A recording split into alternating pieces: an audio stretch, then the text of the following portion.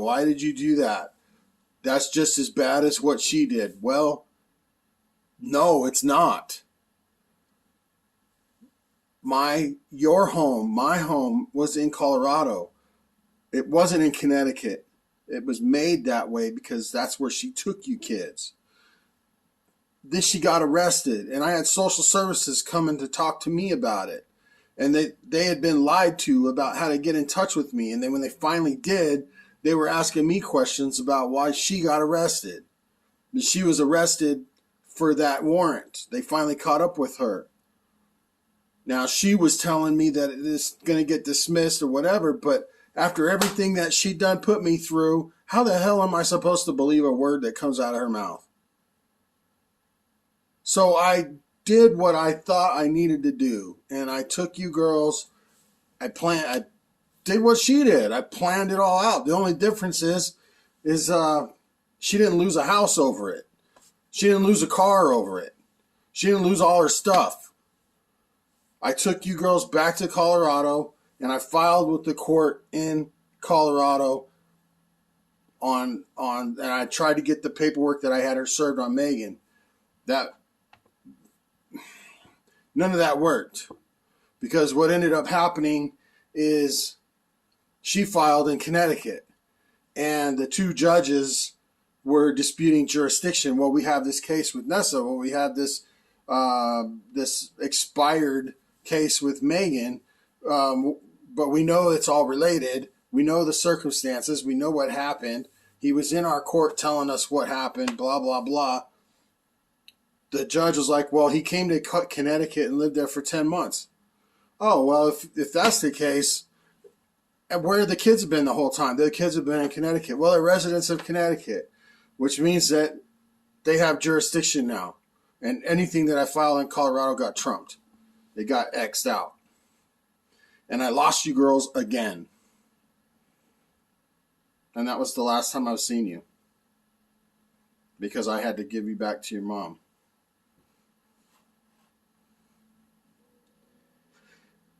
Now the question comes up, why am I staying in Colorado?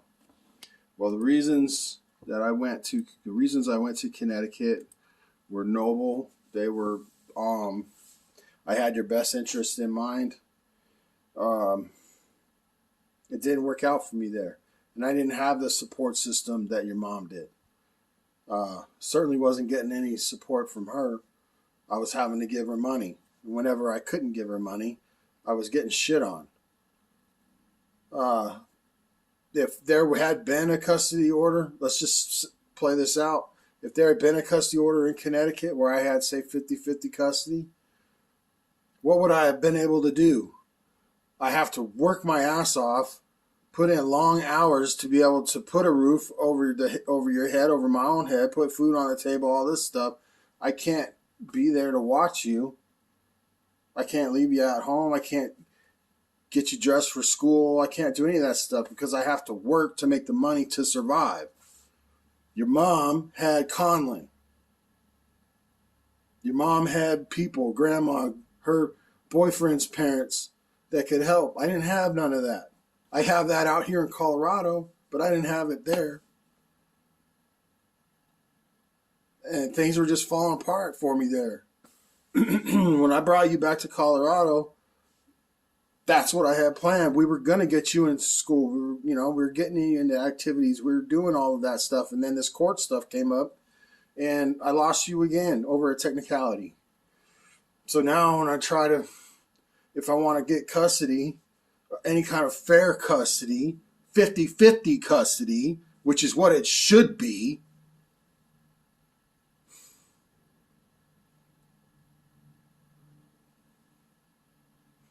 I have to go to the court now. I have to have enough money to travel, to go to Connecticut or to go to Maine and deal with the court system out there to get custody, to get 50-50 custody. Because I didn't sign on to be a visitor. I signed on to be your dad. I was a father. When I found out that she was pregnant with both of you, I fell in love instantly. It wasn't a half-ass Oh, yeah, I'm going to be a dad. Oh, shit. No, I was in. I was all in. I cut the cord on both of you girls. I was there for every doctor's appointment. I sat with your mom during labor over Megan. Nessa, you came out like a rocket. So I didn't have to sit too long for that. But I was all in. I was invested to be a father, not a relative that comes to visit. That's not what you girls need. You need a dad. Vinny ain't your dad. And then I started seeing things online about where your mom's got y'all posing together. I got a thing on here where I caught her telling you girls to call Vin dad. I wonder if I could even play that. I'm going to try to find it real quick. Oh, wait. Yeah. Yeah, I know exactly where it's at. Yeah, there's a video on here where she's telling you and Megan both to go see Daddy Vin.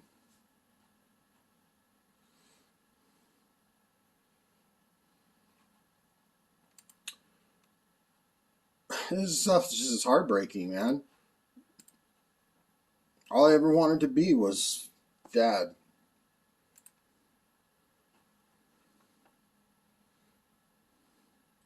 And now I've been given the promise that I'm not even going to be able to see you if I do move to Maine, because I have to go through the court. Thanks to your mom, I have to go through the court to get the visits monitored. And I'm supposed to accept that that's not going to affect you and Megan, that you two are not going to be traumatized by that at all. Like, why are we having to sit in this room with this other person? Like, I'm supposed to believe that that's not going to have a detrimental effect. Like, you're going to wonder, like, why can't we just see him? Why can't we just visit like we used to?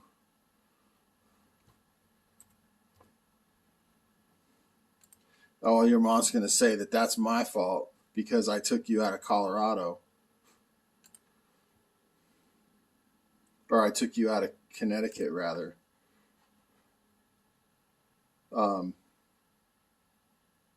But she took you out of Colorado. So go figure.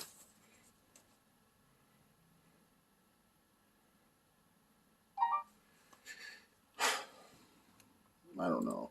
It's on here. I don't know. Maybe I'll show it to you one day. I'm trying to. I'm not trying to.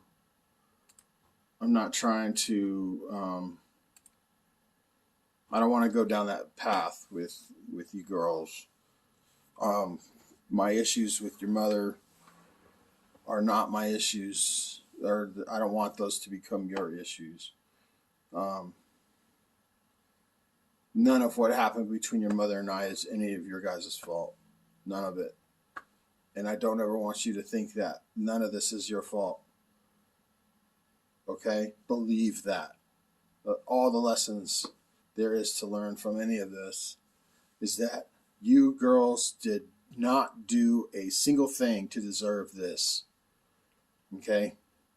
It's your mother's and I's fault. We too are the ones that have to take the responsibility for it. And I'm all game for that. And I'm sorry that this happened. I accept my half of the responsibility for not being able to provide you with the family that you deserve. I'm deeply sorry about that. There's no excuse. I'm not going to sit here and try to say, but it was this or it was that. At the end of the day, you didn't get the family you deserve. And that's nobody else's fault but your mother's and mine. Period. The end. I love you girls deeply. And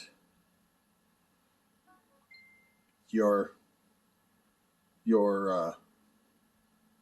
Your family loves you. Your grandma, my parents, your grandma and grandpa, they love you deeply, and they all miss you, and I miss you so much.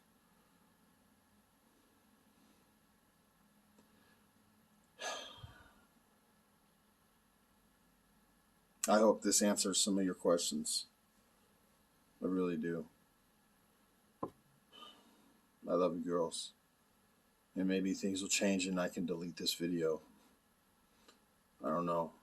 But until then, I hope that you find this video, and I hope it answers some questions for you that if I'm not around, I can't answer. And if I'm not around, it's not because I don't want to be. There ain't a day that goes by I'm not depressed